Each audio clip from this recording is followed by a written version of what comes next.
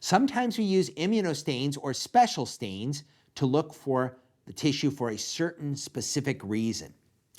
Immunostains bind immunologic epitopes on tissue that in turn are bound by a chromogen, typically either brown or red, to turn some type of cell a certain color. So for example, a MART1 stain might turn all the melanocytes brown or red and allow us to see the distribution of the melanocytes in the tissue.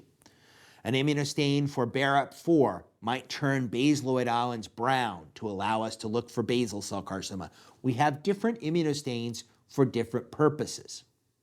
Special stains, on the other hand, utilize chemical means to mark tissue. They don't use immunologic epitopes, they use something else. For example, a PAS stain or a periodic acid shift stain for fungus, or a Gomori methenamine silver stain for fungus, or a Gram stain for gram-positive or gram-negative bacteria.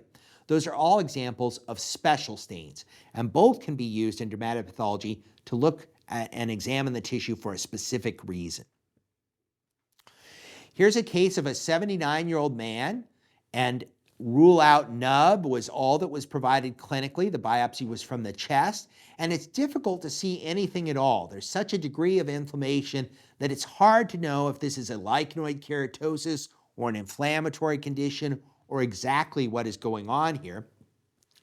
But if you do a Melan-A stain, which is an immunohistochemical stain for melanocytes, it turns all the melanocytes brown, and you can see, oh my goodness, there's melanoma in situ here. It makes it much more apparent to the examiner.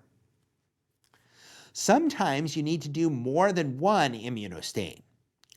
This was a biopsy done from the nipple of a woman to rule out basal cell carcinoma. A BARAP4 stain was done to look for basal cell carcinoma, the suspected diagnosis. And indeed, the BARAP4 stain did mark something brown.